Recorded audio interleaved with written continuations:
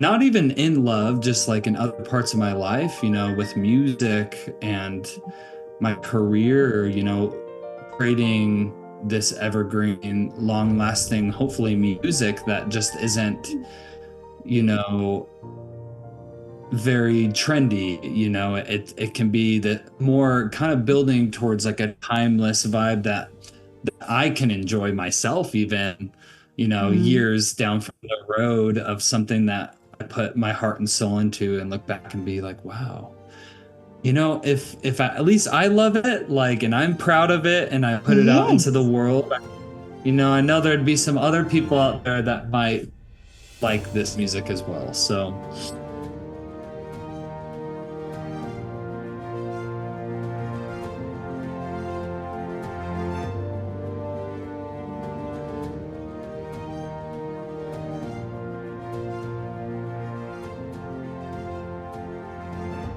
Good morning, EJ. hello. Oh, hi. Well, it's Can you hear? good morning in Utah. Yes. Where are you located? I'm in Vienna in Austria. Beautiful, Yeah. beautiful. Have you been to Utah before? I haven't been to Utah, no. I have frankly no idea what it's like there, so you can tell me. Did you grow up there? Yes, yes. I was born and raised in Utah, and you can probably I could just show you a little sneak peek of out my window here. Yeah. I mean, you might be able to see this a little Oh bit. yeah, I You see. could see Oh wow. yeah, so I have like a view of the mountains, the Wasatch Mountains, in my front lot right here, which is Beautiful. really cold. It's a little cold today, but Yeah. it seems like a very beautiful sunny day today. But what a beautiful view. I mean, not many people have a view of the mountains. Absolutely. And I've never Mm. been to Austria as well. That would be a dream, to travel to Europe. I have lived in Ukraine. Um, Really? I was in Ukraine for about 2 years, yeah, and I stopped on my flight there. I stopped in Amsterdam and then made it to Ukraine. But I've never really been anywhere else in Europe besides Ukraine, which is crazy. But one day I will. Let's put that wish out there. But EJ, Yes, absolutely. yeah, no, you're known as EJ. What does the E and the J stand for?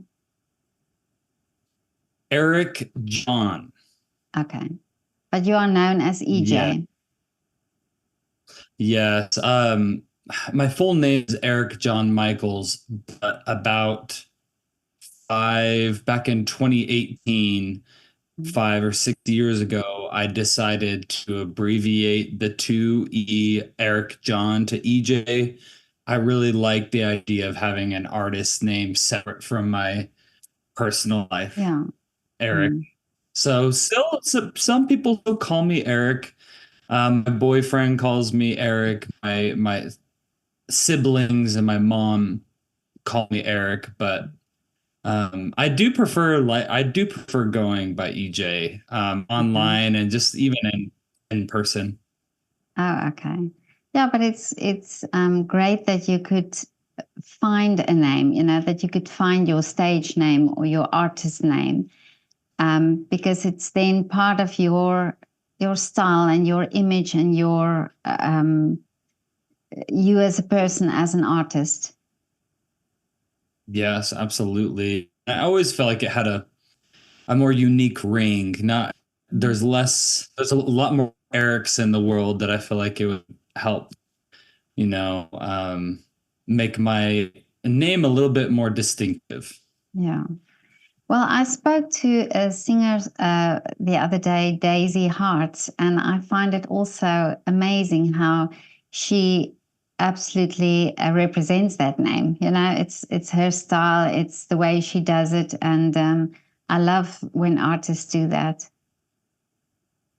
Oh, thank you so much. Yeah. It just made a lot of sense for me, especially after in 2018 when I came out and I was starting to accept levels of myself more and more, and wanting to kind of sink into my solo artist identity even stronger over time. And um, I know I used to be part of a band, but when I started doing my own solo thing, it just felt right.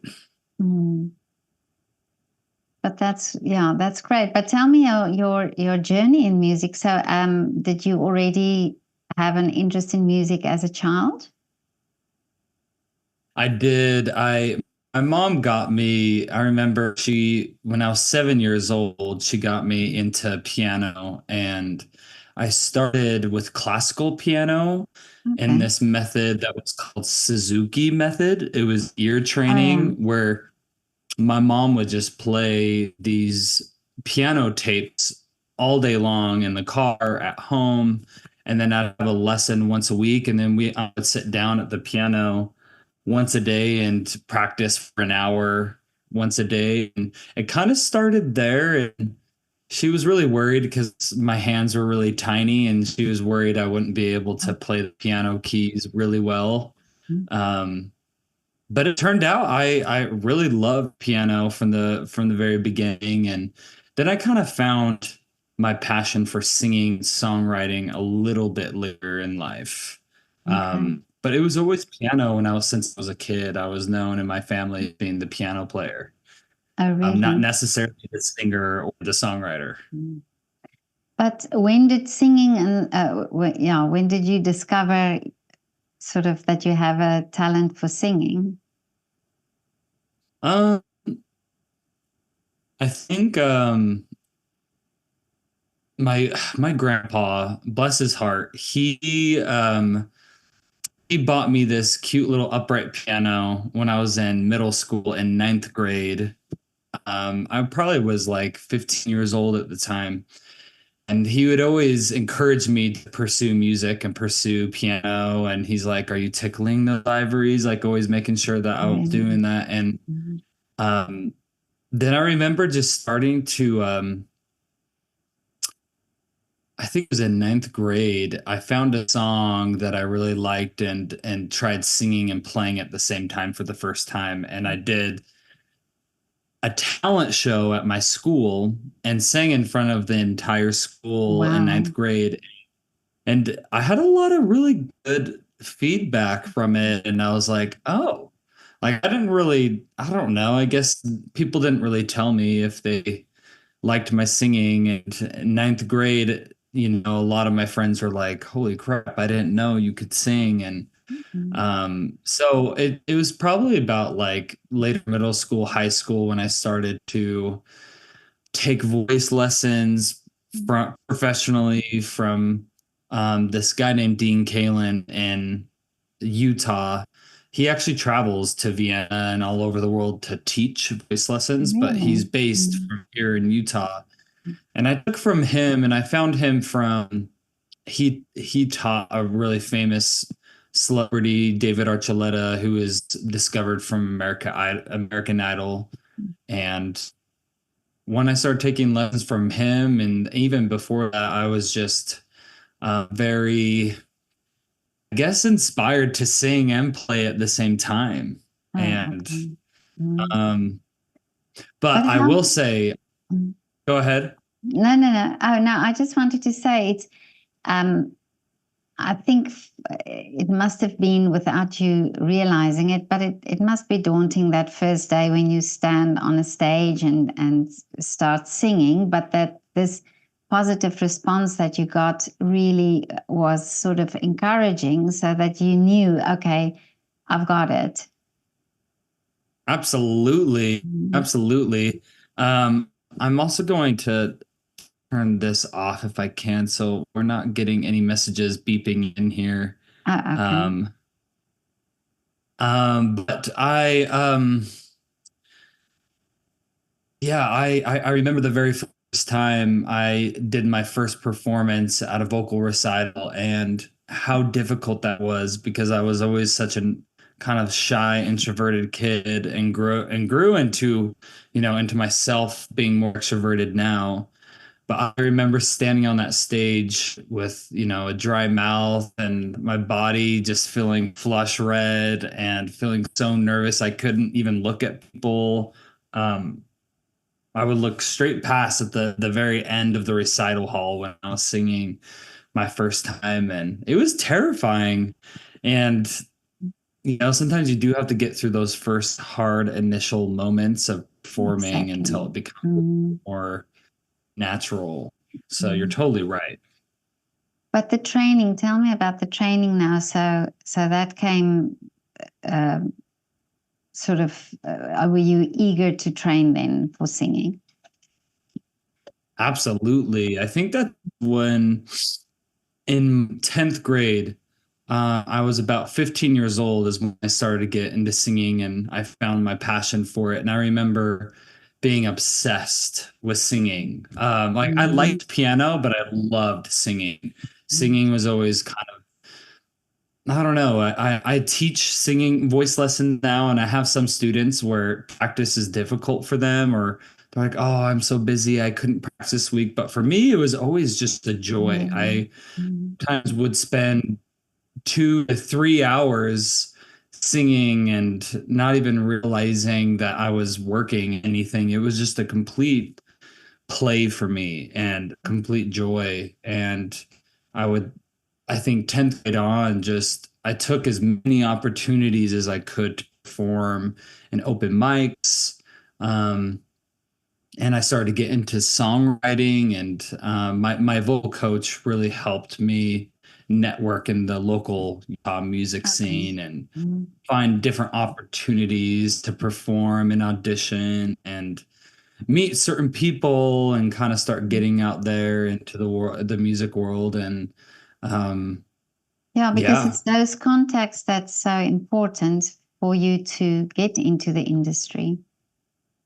absolutely, absolutely. In terms of people knowing who you are, booking you live, play shows, and people coming to your shows and people just knowing who you are. It takes time for sure Yeah. to build up that network, but Mm. I definitely feel like I can't leave Utah now because I just love it here too much, and I've been doing it here. Great.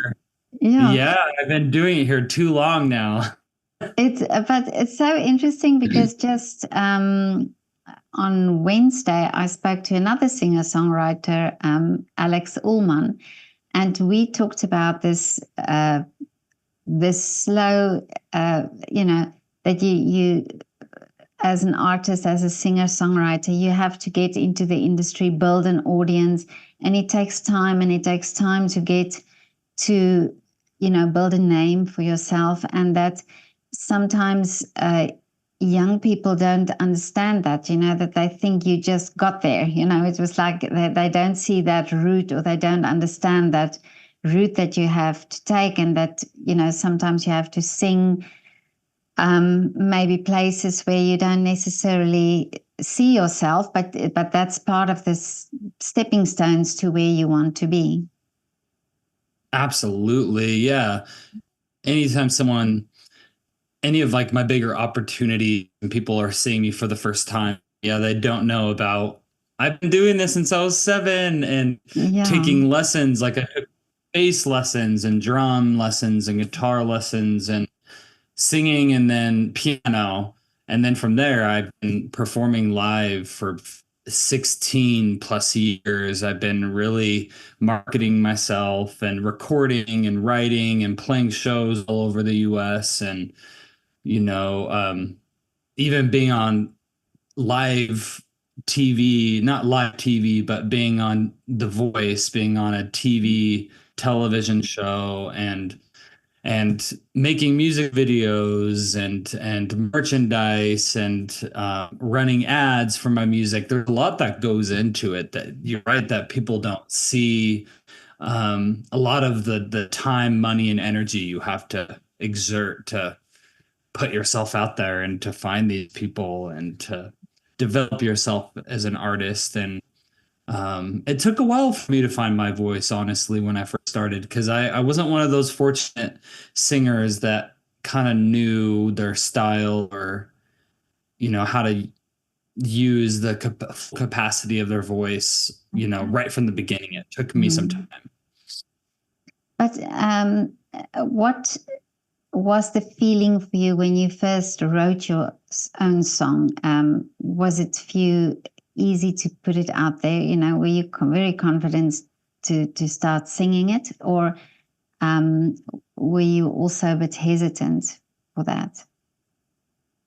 For with my first With song, your own work, yeah, your own with my songwriting. own, Mhm. oh yeah, with my own work. Outside of my band, yeah, when I started my solo project in 2020. Um, I was I was kind of hesitant, because it's more personal and Yeah, vulnerable, and I'm doing it by myself. I'm not necessarily relying on the different members in my band to really make the music as polished as possible. Um, so I was nervous that, in my head thinking like, is this going to be as successful as my band's project, or oh yeah. are people going to resonate with it the same? And I really honestly think it reaches a different type of demographic of people. And I think it's just a different audience than my band.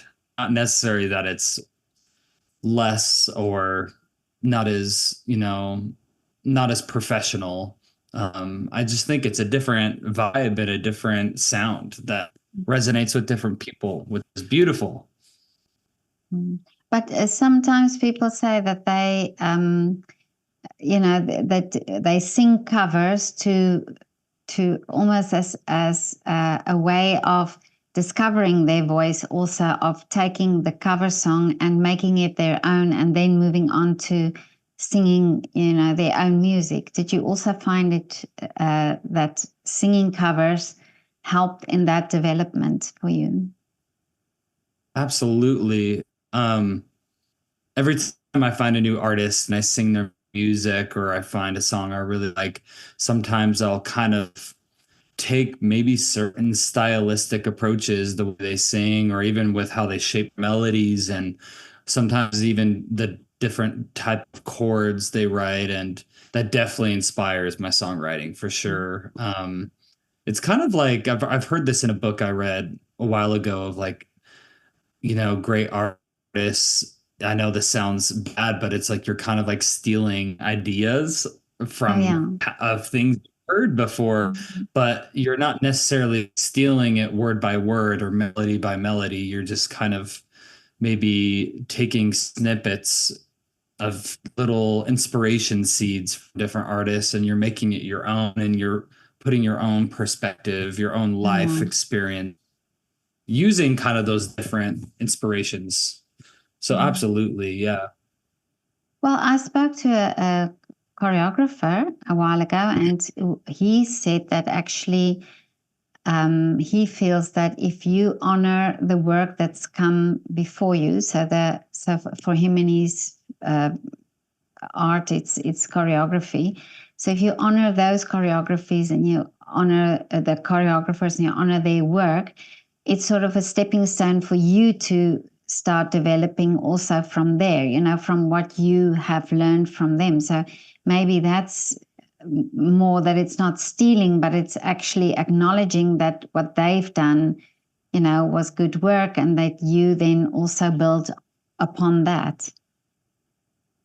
Absolutely, absolutely. I heard it best by another vocal coach, where he said our sound or our style is kind of an accumulation of everything we've heard from our past and everything we've Oh held yeah. on to. And I believe in that. Absolutely believe in that. But our voice is what it is, in terms of our vocal cord shape and our vocal track size and just our anatomy is what it is. But you can, by what you're hearing, manipulate the sound Mm. in different ways for sure. And we talked about now at the start about your name and how you, feel that that's you as an artist. But I spoke to a singer songwriter from South Africa, and he said that he looks back on his work, on his previous work, from when he started, and it's almost like like a sort of insight into where he was as a person, as where what stage in his life, and it's almost like going back and seeing where you are and where you're heading, or how you've developed. Can you see that also in your work? Oh, absolutely. Every I kind of like it. It's kind of like journaling in a Yeah. sense of all the different years of my life and stages and phases I'm going through. And um, I usually like to talk a lot about, my personal life experiences, whether, internally with my internal world going on inside my head. I like to talk about a lot of introspective Mm. topics, but then I do talk, you know, use my past relationships I've been in as well as kind of these markers of learning about myself, in different relationships and figuring out who I am and where I'm going and what I want with my life. And it is crazy because a lot of my older music I don't necessarily sometimes always resonate with it because that was an older version of myself. Yeah. Mm. Um, and I've released with my solo project a few EPs, some singles, and two albums already, and I'm already starting to work on my third one in the studio, and it's fun for me because now I get to change up the sound a little bit and kind of um, play with my current emotional mental state and um, be able to express, I guess, the real side of wherever I'm currently at. And so it's beautiful. Sometimes there's some days if I have time, I want to play. I'll just sit, for an hour at the piano or my guitar and I'll just play through my older albums. And it is kind of like a reminiscing, reflecting time for me to be like, wow, I've learned so much and I'm not that person anymore. And I've healed from so many of these Yeah. things in my past. And Mm. and I feel like as humans, we're always evolving and going through different things. But um, this is what I love about music so much is the ability to what would you call it? It's like catharsis, where Yeah. you just express. There's no right or wrong to it. There's no good or bad. It's you kind of just express what is. And there's a beauty I've always found to that. It's kind of like a safe space for me. And it's crazy because it's this safe space that's so personal, but I put it out for the whole world Mm. to see and to relate with, hopefully, and connect with. And But that's amazing, because I think we live in a time now where we want that.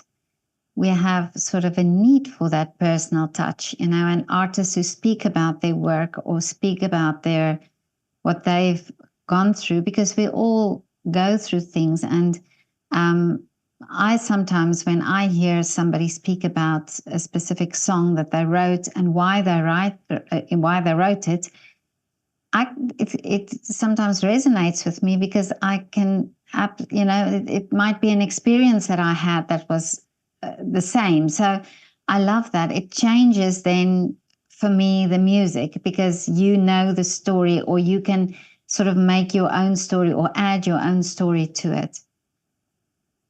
absolutely, absolutely. And this is maybe why I've always loved certain artists um, that kind of always talk about the real aspects of their life, and a lot of them are from UK and Europe. I feel like a lot of my favorite artists are usually from there. Um, I'm a big fan of Tom Odell, who I think is a kind of a big piano pop artist, as well as like Adele and Sam Smith and Coldplay and some of the bigger artists. And they all kind of have something in common where they write they all speak their truth. Mm. And I think that takes a lot of courage to be able to speak your truth and putting that out to the world because you really are putting it up to be judged and Exactly. criticized by the Mm, masses in a sense. So I think it takes so much vulnerability and courage just to be yourself and to, allow others to either connect with with what you're creating or to, not necessarily love it. And that's okay. mhm. But do you, when you have, when you do concerts, do you speak? Do you speak about the music then? Um, it kind of depends on the type of concert. I was actually this week on Monday was booked for a school show where the school hired me to play 45 minutes and then they wanted me to talk on a certain topic um, for the students. It was kind of like a inspirational type Yeah. of Mm, performance where I was playing my music and then I was talking about developing your talents and how that builds resilience and self-worth and self-esteem. But in my actual ticketed concerts, if someone's coming to like an EJ Michels show, there's usually 1 to 2 moments that I will kind of introduce a song or kind of have like a heart to heart intimate moment with the crowd. But I usually like to keep a nice, easy flow through my show where it's a fun, oh, yeah. flow from song to song and there's intros in between certain or transitions between the songs and it feels like a fun energetic Mm, performance um that has like a moment of intimacy but if it's like an acoustic show or a singer-songwriter show, if it's just me and my piano with no drummer, no backing tracks, then you probably would get more, oh, yeah. song by song. I would be talking about each song and kind of more of a conversation with the audience. And I haven't done one of those in a while. I've been doing so much of these like fun, energetic shows with my drummer, but that's kind of the dream to be able to sit down and just share the songs and talk about the story behind them and where they came from and a lot of my heartbreaks and and Okay. joys, Mm, mm. sorrows. But that's is that where the most inspiration come from? Because also one singer songwriter said to me that it's actually sad to say, but it's from sad situations that the best music comes from, or the best songs. The lyrics. Absolutely. I feel like I usually just let whatever, big emotions or whatever I'm feeling, very deeply, I just kind of let that guide the music. And that's why I don't really force myself to write anymore if I'm not in a space where I'm really feeling anything. It's sometimes if I'm sitting down at the piano, nothing really comes to me if I'm kind of in like a automated place or if Oh, I'm mm, very if I'm kind of just in the regular grind of life, but sometimes this is why I usually write at night. mm, And then if I strike an idea that I really love, then the next day I'm probably like writing on it like throughout the day mm, because I found mm, something I almost have, struck gold. But usually at night, I feel like a lot of emotions come out for me, that could be existential crises or it could be sadness or it could be like kind of like sometimes when the darkness settles in it mm. can bring out a lot of things that we sometimes we suppress throughout the day that we're Yeah. not really thinking or processing our feelings until things quiet down and settle down and people are going to bed and then that's when it kind of or sometimes even watching certain movies Mm, I've written songs after being inspired watching some movies. I watched a movie with Jennifer Lawrence on Netflix called Don't Look Up, and it's about the end of the world, but it's kind of a comedy. and the world was ending. Her and her family all got together in this room to have dinner one last time before they all were obliterated and killed by all these comets coming through and destroying the planet. And they all were just happy, and they basically were like, we know we're all going to die. So, like, let's enjoy our last moment together and have one last dinner. And it made me realize in that moment, it was such a beautiful scene that made me want to write a song that was kind of about before we say goodbye, is the title of the song. But basically just like let one last time together before we say our final goodbyes. And it just shows that human connection and our relationships really are so important. It's easy to lose sight of that with we have to work Absolutely. and we have to make money and we're in this, industrial world where it's about being successful. But really at the end of the day, like our friends and family and our connections really are the things that add so much meaning. And if it was my last day alive, I'd probably want to be surrounded by my family and all my favorite Exactly. people, and, Mm, mm, um so that song kind of came from that movie. But mm. so I feel like I'm very sometimes easily inspired by different music or movies that I watch, and that can also bring out songs as well too. But amazing also that, that songs and it's again, art speaks, you send a message out or you make people think through your songs and through your music. So that's wonderful that you have that tool also to do that. Absolutely. And I think I've always been a sensitive kid as well. My dad, Really. he told me when I was younger, my family went into this therapy session because my parents were going through some hard things. But he said, the therapist asked me and my siblings, we kind of went in a circle and asked each person how they felt about everything that was going on. And all of my siblings didn't have much to say. But when he turned the time over to me, he's like, Really. he's like, you were so young, but you just had so much, you could express your emotions so Mm, easily. And you could really, and even from a very young age, you were very in tune with your emotions and could express them. And sometimes I feel like that's kind of our job. Our job as artists is to, kind of put words to the different complex emotions that we all feel that we can't always put words to or people don't absolutely. understand. Mm, And sometimes when they hear the right song, they're like, that's it. That's what I've been feeling. This is what I've been going through. And mm, it speaks perfect, like right to my soul. And then they listen to that song over and over again. And it helps them, heal and process things and get through life. And life, it just becomes that a bit more meaningful at that moment. I felt the love too many times. There's cracks along my walls, no paintings hanging strong. I try my best ain't right. This home is one as hell.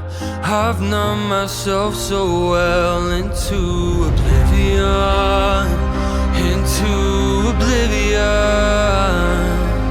No feeling in these halls, no memories at all. Into oblivion, into oblivion. To keep me from the fall, I've ran from all life long into oblivion. yeah, that's absolutely true. I think it's yeah, that's why we are drawn to specific songs and specific lyrics, So I think it's so true. But EJ, tell me about your is it an album that you released, Evergreen? Yes. Yes. Yep. Just released it this year. I released it one song a month up until September. What would you like And to know? tell me about the inspiration. What are the songs about? Okay. This second album, like you were talking with this other artist about how a lot of songs do come from sadness and heartbreak and struggle. This album, Evergreen, was kind of on the outside of heartbreak. I really went through one of the biggest heartbreaks a few years ago, about 4 years ago.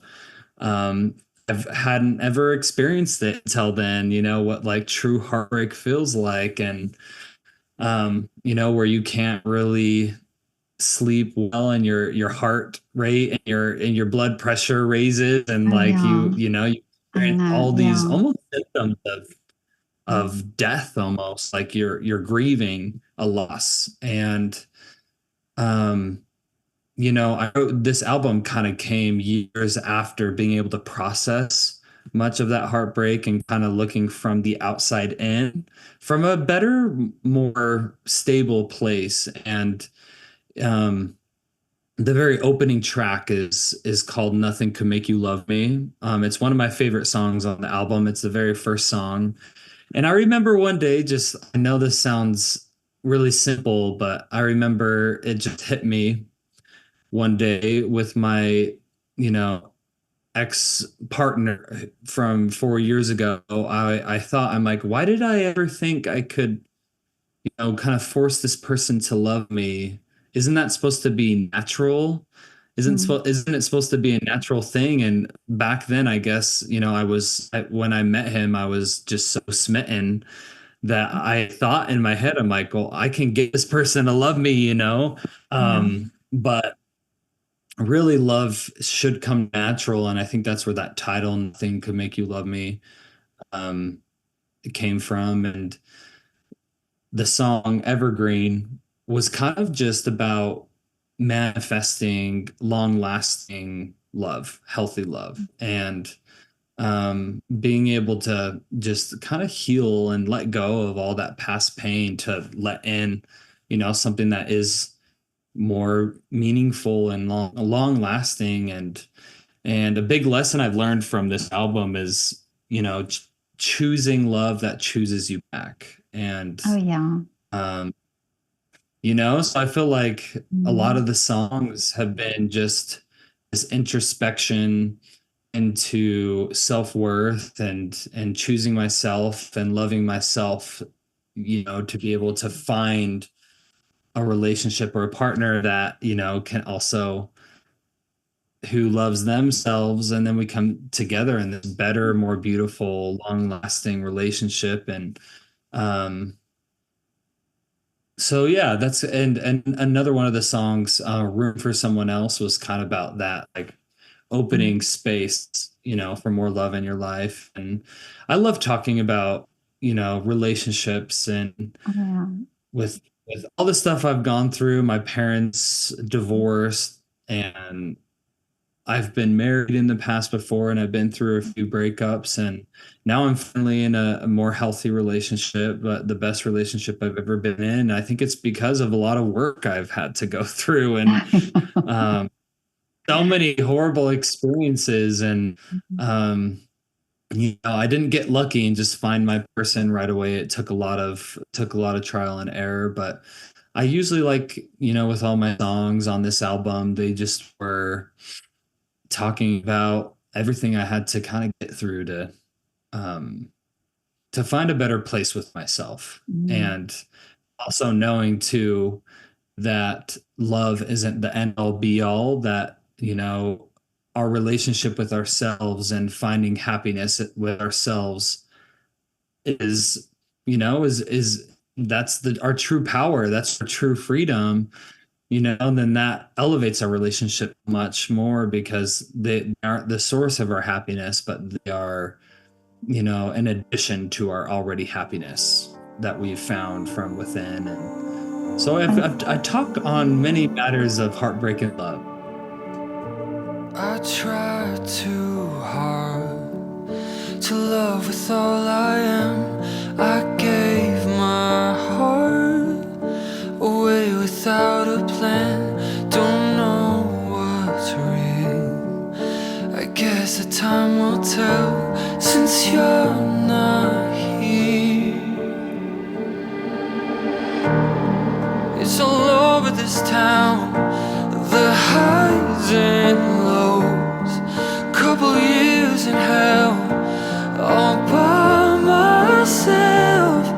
Hearts are moving on, had to face all my Amazing. No, but it's so affecting all of us, you know. We all have to learn and we all have to go through things to make us stronger or to make us realize certain things about ourselves. Absolutely. And I have always loved the word evergreen. You know, it's kind of a value of mine to create long lasting, you know, meaning and long lasting peace in my life. And I love the mountains, and I love the smell of evergreen pine trees. And Yeah.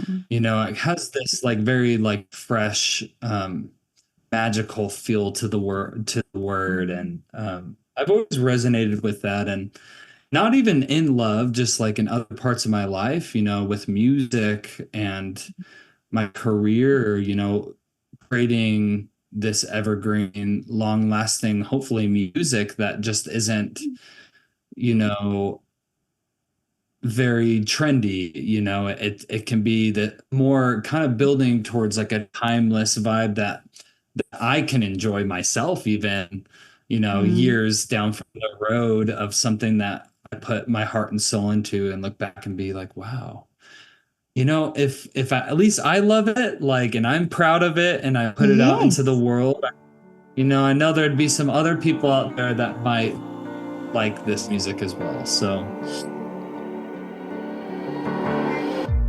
I lost myself. I gave you all I had. My mental health was carving your cement. Don't know me well. A codependent mess broke down my shell. I'm seeing now. It's all over this town. The highs and lows. Couple years in hell, all by myself. Hearts are moving on, had to face all my biggest fears. No, but this is I have to sorry that I refer back to Alex Ullman, but this was exactly what we talked about. That okay.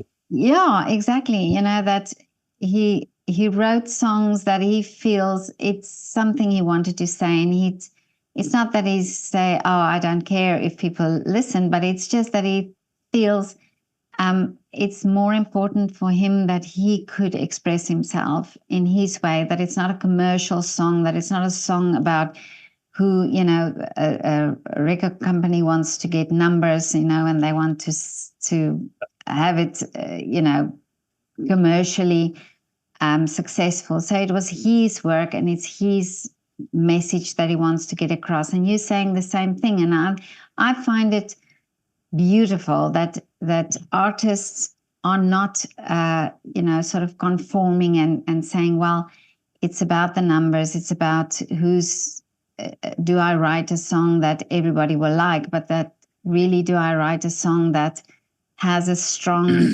personal message, or that has something that's meaningful and has depth, you know? And I think this is what art does, and this is why it is so important to stay authentic and to do this type of work. Absolutely. I love that. Was so beautifully said. I can't agree more. It's so easy, especially since I've been doing this for quite a while now.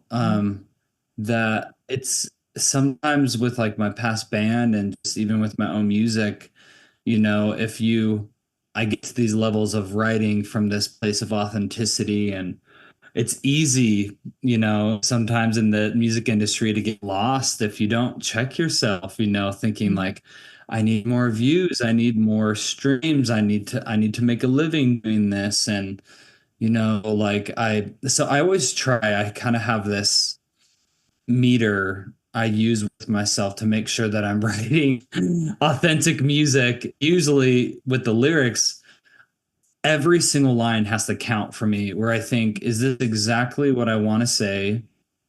Is it truthful, everything I'm saying?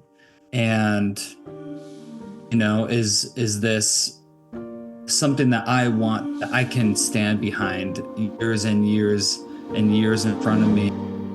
No one ever saw you cry, saw you hide behind your walls. You build so high so you won't fall.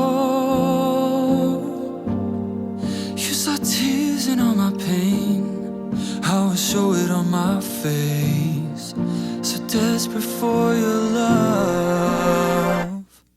So please tell me lies, so I don't have to go to bed another lonely night. You see, I don't mind. You can tell me anything to make me satisfied. Pretty liar. And I could perform in a show night after night after night, because I can't imagine if an artist wrote a song just to get famous or for a record company to make more money, and they end up having to play that song and keep making and producing and creating more songs in that same vein. That doesn't resonate with who they are. And I Exactly. kind of had a taste of that a little bit in the past with my last project before my solo project, where it just wasn't resonating with who I was anymore. And that's really why I started my solo project, so I could have a little bit more creative freedom and control over, putting out, I guess, what feels authentic to me, even if it's less popular. Um, Mhm. I couldn't sleep at night, Yeah, but if I I wasn't. applaud you for that. Really, I think it's great, and it needs to be like that. Um, that Absolutely. it's coming from that place where it's true for you, and then it's so much easier for an audience member or for your audience to feel it, because it came from an honest place. Absolutely. And you can tell too, sometimes when you listen to a song, when it's a really raw, honest, authentic song that Exactly. resonates, or if a song that does feel a little bit more fabricated, and contrived, as opposed to like an honest body of work. You can really, people can kind of tell with those things. Absolutely, yeah. No, definitely. It's been so long, I really need to feel your touch. So please tell me lies, so I don't have to go to bed another lonely night. You see, I don't mind. You can tell me anything to make me satisfied. Pretty liar, pretty liar, pretty liar.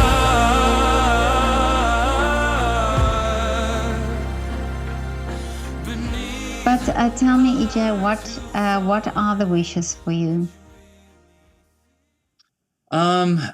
Honestly, I really feel like I'm living that right now, first and foremost. I'm able to do music full time. I teach voice lessons a few days a week, and then I'm in the studio recording. I'm in my home on my piano, guitar, writing, and I get to perform every month locally. Even sometimes I just flew to Atlanta last month and did a performance out in Atlanta, Georgia, kind of on the East Coast of the US. And so I feel like my wishes and like my hopes are to honestly just let my music kind of take me places in terms of like seeing the world and different people. And I'd really like to connect with more people and to um I don't love traveling, but I would love traveling with my music.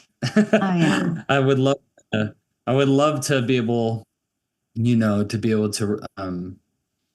kind of just play in different countries. I found that a lot of South American countries really resonate with my music, and how beautiful that would be to, go in South America and play shows, and even in Europe. And so Yeah. that's kind of a long-term dream, to be able to play shows outside of the US and connect with other people. And but I really enjoy my balance that I've hit in my life right now, where I'm able to sustain a living for myself, and enjoy my actual life and live my actual life, while still kind of, playing shows and working on my music and releasing it. And I found a much healthier balance for myself now, where in the past it was just music was the only thing I was doing, and I found that didn't really work for me emotionally and mentally.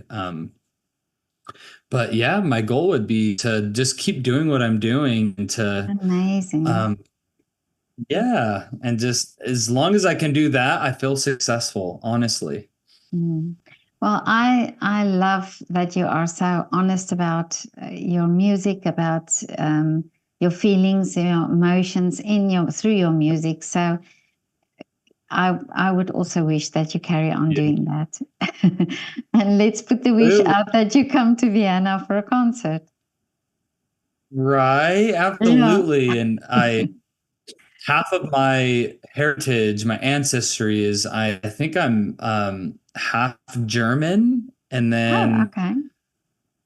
and then British and Scandinavian, and then I have like 1.3% Greek, which is like a very tiny percentage. But it would be Okay. so great to go out to Vienna and to some of Yes. these other places that have so much history and so much Yeah. culture, and Mm. and um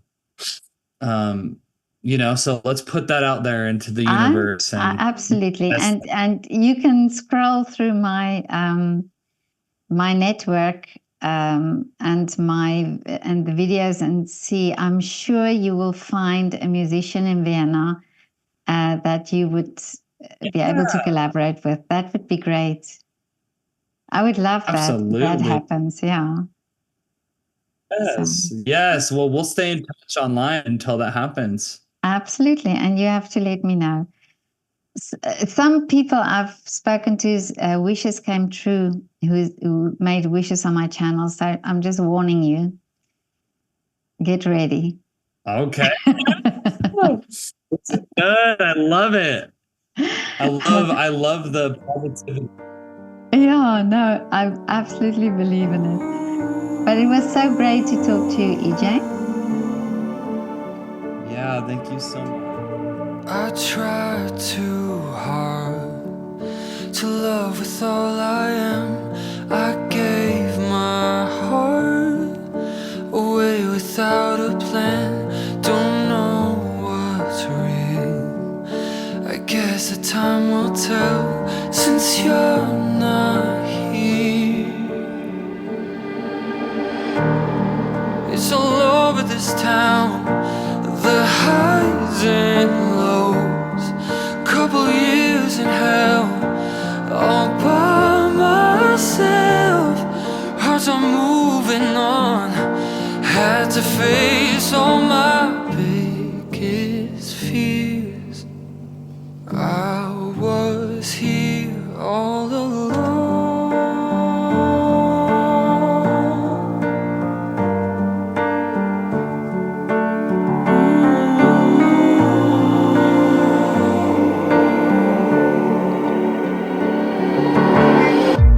I lost myself. I gave you all I had.